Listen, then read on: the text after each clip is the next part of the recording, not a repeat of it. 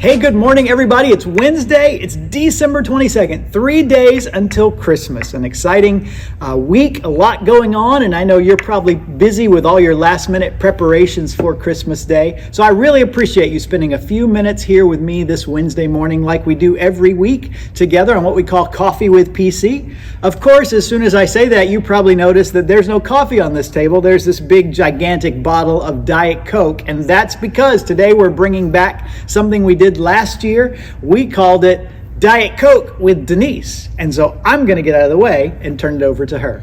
Good morning, everyone. Yes, I don't drink coffee. Not because I don't like it, but it just doesn't like me. So Diet Coke is my drink of choice in the morning when I need a little pick-me-up. I'm going to read to you one of my very favorites, The Legend of the Candy Cane. I've been reading this to my kids, 27 and 25. Caroline was probably 4 or 5, and the first time I read it in church, I had the sweetest memory of her. There's a page in here where it reads the word confections, but it's actually not in the words or the book. And she yelled out, because obviously when I read it at home, I would be very demonstrative. Shocking, I know. And I would say confections. And I was reading the story, and the place was so quiet. And you know, she's tends to be on the quieter side. And she yelled out, confections! And that's such a sweet, sweet memory of this book. And so I'm going to read it to you now. It is The Legend of the Candy Cane.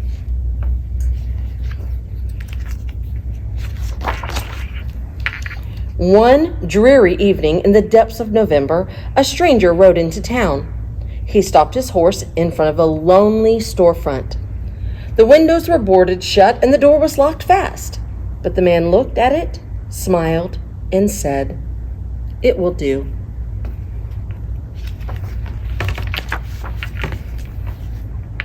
All through the gray, short days and the long, dark nights of November, the man worked. The townspeople could hear the faint pam, pam, pam of his hammer and the snish, snish, snish of his saw. They could smell the sweet, clean scent of new lumber and the deep, oily smells of new paint. But no one knew who the man was or what he was doing. The mayor hoped he was a doctor to heal his illness. The young wives hoped he was a tailor to make beautiful dresses. The farmers hoped he was a trader to exchange their grains for good. But the children had the strongest, deepest wish of all, a wish they did not tell their parents, a deep, quiet, secret wish that none of them said out loud. No one spoke to the man. No one asked if he needed help. They just waited and watched and wondered and wished. But one small girl watched and wondered and waited and wished longer than she could stand. And one snowy day, she knocked at the stranger's door. "Hello," she said. "My name is Lucy. Do you need some help?" The man smiled warmly and nodded. Then he opened the door, and Lucy stepped inside. A long counter ran down the side of the room. Bare shelves filled the opposite walls. In the back were dozens and dozens of barrels and crates. "Can you help me unpack?" the man asked.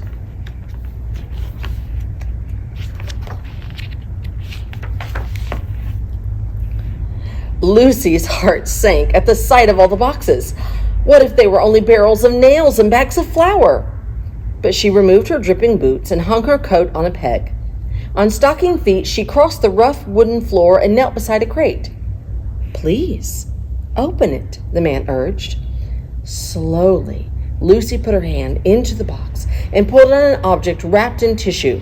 Round and heavy, it was almost slipped through her fingers. Lucy trembled a little as she unwrapped it. It was a glass jar. Lucy gave the man a puzzled look.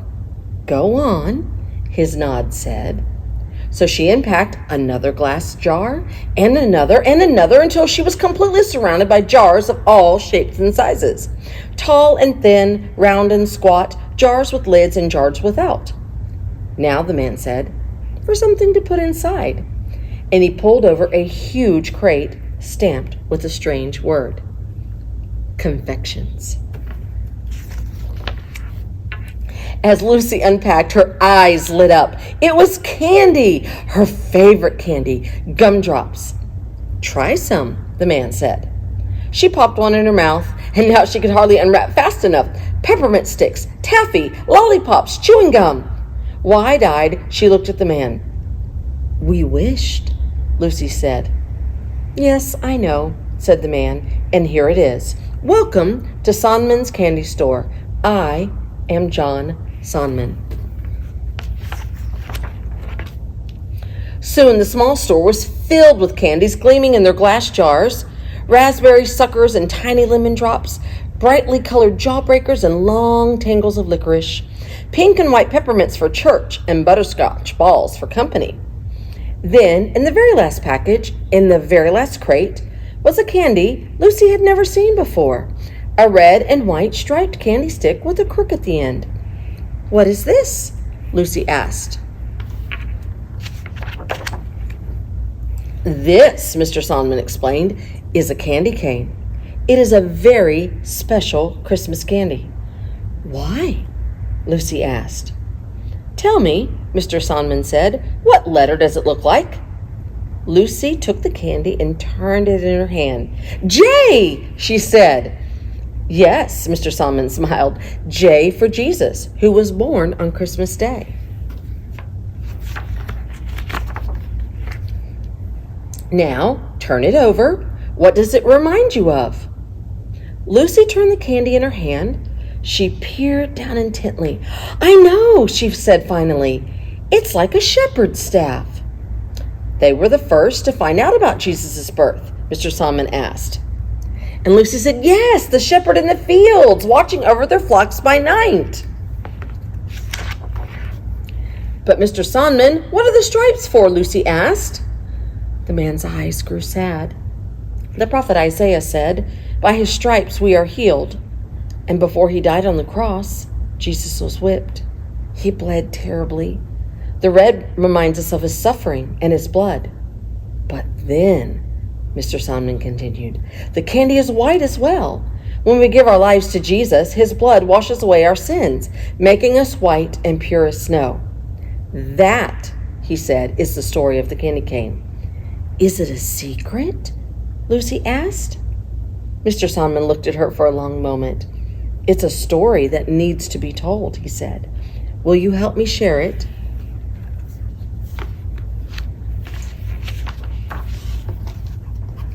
It was now in the depths of December. The town was whipped round by blizzard's winds.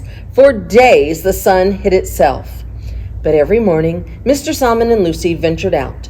They wore heavy woolen coats and bright hand-knit scarves, and in their stiff, mittened fingers they each held a bag. They went to every house in town. They traveled to every farm in the country. They knocked on every door. In every home, they told the story. They left a small gift, and they gave an invitation. On the afternoon of Christmas Eve, the sun finally broke through the clouds, and Sonman's Candy Store officially opened. The mayor came, feeling better than he'd felt in days. The young wives came, dressed in beautiful smiles. The farmers came, eager to trade grain for Christmas gifts. The children ran in dizzy circles. Yes, their wish had come true. Yes, they had come to share in the opening of the candy store. But they shared something more, something bigger, something better.